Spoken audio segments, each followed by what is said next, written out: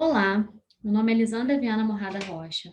Sou aluna de doutorado do Instituto de Macromoléculas Professora Heloísa Mano, e é com grande prazer que eu venho mais uma vez fazer parte do workshop de alimentos funcionais e embalagens para apresentar o meu trabalho intitulado Estudo Estrutural de Nanocompósitos de PBAT e Trióxido de Molibdênio, visando o desenvolvimento de embalagens ativas, que foi orientado pelos professores doutores Paulo Sérgio Rangel e Maria Inês Bruno Tavares.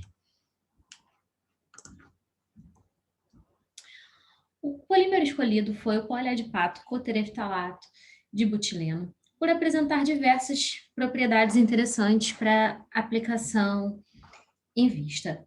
Ele é um polímero biodegradável, já extensivamente usado em sacolas plásticas, é atóxico, já aprovado pela FDA para contato com alimentos, então tem uma ótima aplicação no ramo de embalagens alimentícias. E é um polímero também bastante versátil, com propriedades mecânicas muito similares ao polietileno de baixa densidade. As nanopartículas utilizadas foram as nanopartículas de trióxido de molibdênio, que também apresentam uma boa segurança, apresentam propriedades antimicrobianas, têm um potencial de conferir essas propriedades antimicrobianas aos nanocompósitos aos quais são adicionadas. São partículas que também apresentam atividade fotocatalítica em diversas condições. E o método utilizado para a obtenção desses filmes foi a evaporação do solvente triclorometano. Aí segue a imagem, o aspecto que esses filmes apresentaram. A partir de agora, a legenda, onde eu chamo de PBAT os filmes puros, somente polímero, sem adição de carga, Mo1, Mo3 e Mo5 para identificar os filmes com adição de 0,1, 0,3 e 0,5% em massa, partícula, polímero, respectivamente.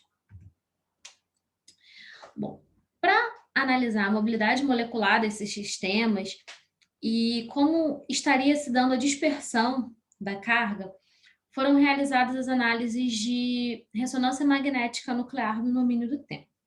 E pode-se observar, para Mo3, mais especificamente, um estreitamento bem interessante da curva de distribuição dos domínios de tempo, o que indica uma boa dispersão, uma boa uniformidade deste material. Ainda assim, em termos de configuração molecular, não houve prejuízo em nenhuma das faixas observadas. E, ao analisar o T2, o tempo de relaxação, T2, o Mo3 também foi o que apresentou o melhor ajuste na análise de MSE-FID, o que mostra que essa amostra, né, tem um perfil bastante interessante em termos de microestrutura. Ao observar os resultados de difração de raio-x, os picos indicaram que não houve nenhum indicativo também em nenhuma das amostras de que ocorresse uma má dispersão. Não ficou pronunciado o pico respectivo das nanopartículas em nenhum deles. Entretanto, ao fazer a conversão e os cálculos do grau de cristalinidade, para Mo1 e Mo3, pôde-se observar um aumento da cristalinidade dos sistemas, indicando que, se não houve um aumento da cristalinidade, um aumento da organização para Mo5, provavelmente sim, em Mo5 já ocorre algum grau de aglomeração e essa faixa já estaria um pouco acima do necessário. Ao analisar os resultados de espectroscopia de infravermelho com transformada de Fourier, foi possível notar que não houve nenhuma alteração estrutural, então não houve comprometimento da estrutura química da matriz, nenhum tipo de interação entre partícula e matriz, o que não seria interessante num primeiro momento, esperando-se a atividade dessas partículas, né, em sua essência, para o fim de atividade microbiana, aplicação na embalagem ativa. E ao analisar por termogravimetria esses materiais, também foi possível observar que somente na proporção de 0,1% em Mo1 houve um aumento de fato da estabilidade térmica do material, o que seria interessante para a aplicação de embalagens. Entretanto, nas outras faixas que apresentaram resultados interessantes em termos de outras características, não houve uma perda significativa e não foi dada entrada em nenhuma faixa que seria complicada em termos de processamento ou em relação ao tempo de prateleira também.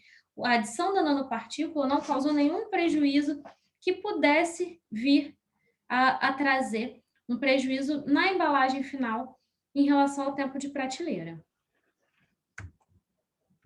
Então, foi possível concluir que esses filmes nanocompósitos de PBAT e trióxido de molibdênio têm resultados preliminares promissores, sim. É necessário fazer esse estudo preliminar para que se entenda a relação entre polímero, carga, as suas proporções e até mesmo o método de obtenção desses filmes vai fazer bastante diferença nos resultados.